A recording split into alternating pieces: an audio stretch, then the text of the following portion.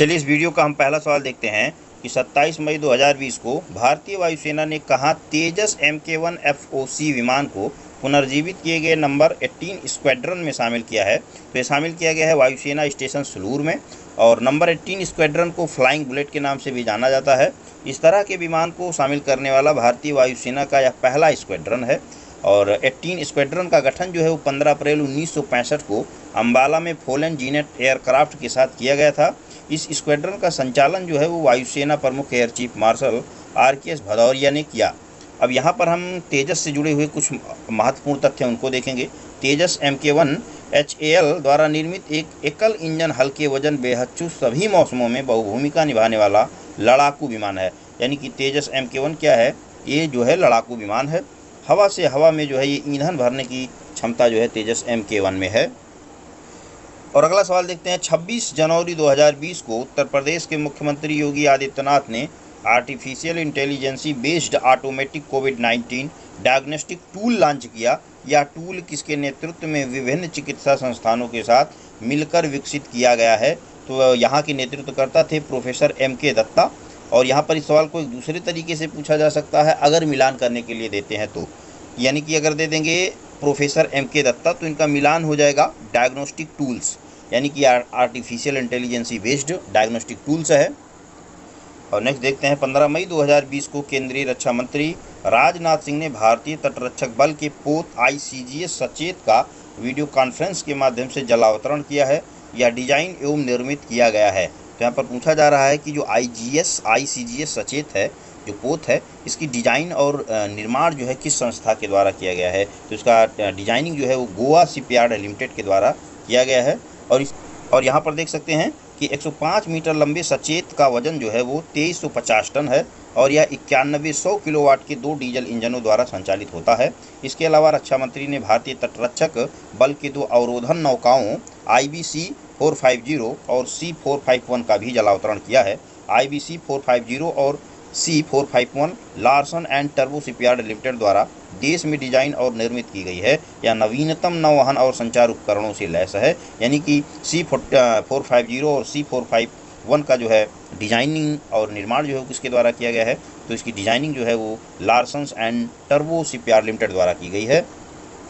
और नेक्स्ट देते हैं कि 15 मई 2020 को landing craft utility Mk4 INLCUL-57 भारतीय नौसेना में शामिल हुआ है। इसे निर्मित किया गया है, तो इसको किस संस्था के द्वारा निर्मित किया गया है? निर्मित किया गया है Messrs garden reach ship builders and engineers Kolkata के द्वारा।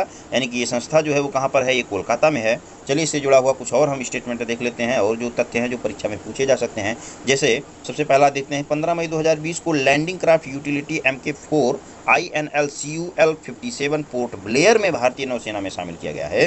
तो ये कहाँ पर शामिल किया गया है? L-57 पोर्ट ब्लेयर में शामिल किया गया है। यह भारतीय नौसेना में शामिल होने वाला Mk4 श्रेणी का 7वां पोत है। इस पोत को Messrs garden reach ship builders and engineers Kolkata द्वारा जो है देश में ही ये डिजाइनिंग किया गया है, निर्मित किया गया है। साथ ही में LCU-Mk4 पोत जो है ये जल और स्थल पर चलने वाला एक पोत है, जिसका उपयोग जो है हम रक्षा उपकरण के रूप में कर सकते हैं, रक्षा साधन के रूप में कर सकते हैं। यहाँ पर देख सकते हैं कि जिसे मुख्य बैटल टैंकों, बख्तरबंद वाहनों, सैन्य दस्तों और उपकरणों को पोत से तट पर ले जाने और तैनात करने में महत्वपूर्ण भूमिका के लिए डिजाइन किया गया है।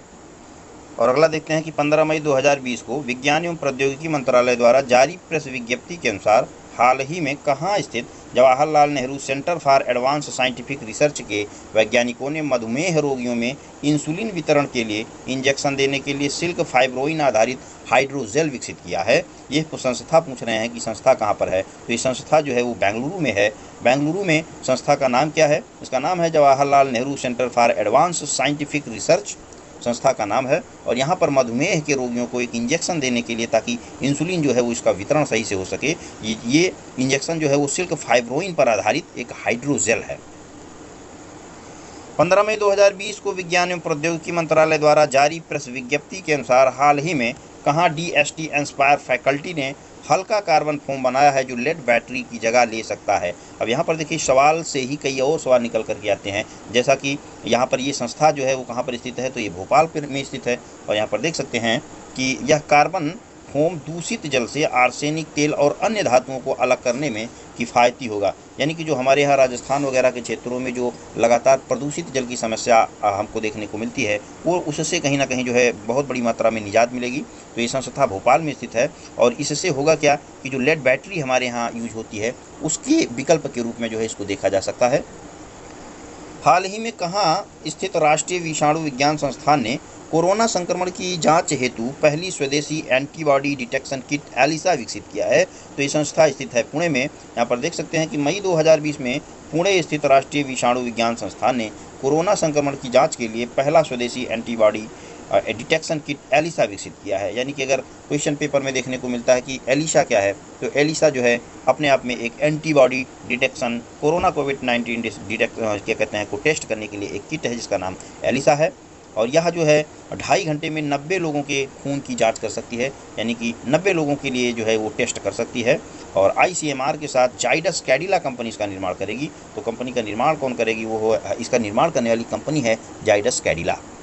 और अब देखते हैं कि आर्कटिक M क्या है। रूस 2020 के अंत में आर्कटिक जलवायु एवं पर्यावरण की निगरानी हेतु अपना पहला आर्कटिक M उपग्रह लॉन्च करेगा। रूस दूसरा आर्कटिक M उपग्रह किस वर्ष लॉन्च करेगा, तो दूसरा आर्कटिक M उपग्रह जो है वो वर्ष 2023 में लॉन्च करेगा। कौन लॉन्च करेगा, तो रूस लॉन्च करेगा। और पहला जो उपग्रह है वो 2020 के अंत तक जो है वो लॉन्च किया जाएगा। और यहाँ पर जाहिर है कि दूसरे उपग्रह की लॉन्च ईयर को पूछा गया है जो कि 2023 है। देख सकते हैं कि पहला आर्कटिक M उपग्रह का रेडियो इलेक्ट्रॉनिक परीक्षण किया जा रहा है, इसलिए 2020 के अंत तक इसको जारी किया जाएगा। इस उपग्रह को फ्रीगेट बूस्टर के साथ सोयूज 2.1B रॉकेट से लॉन्च किया जाएगा। तो यहाँ पर इस रॉकेट का नाम याद करना जरूरी है, सोयूज 2.0। या रिमोट सेंसिंग एवं आपातकालीन संचार उपग्रह पृथ्वी के ध्रुवीय क्षेत्रों में मौसम संबंधी डेटा को एकत्र करने में मददगार होगा।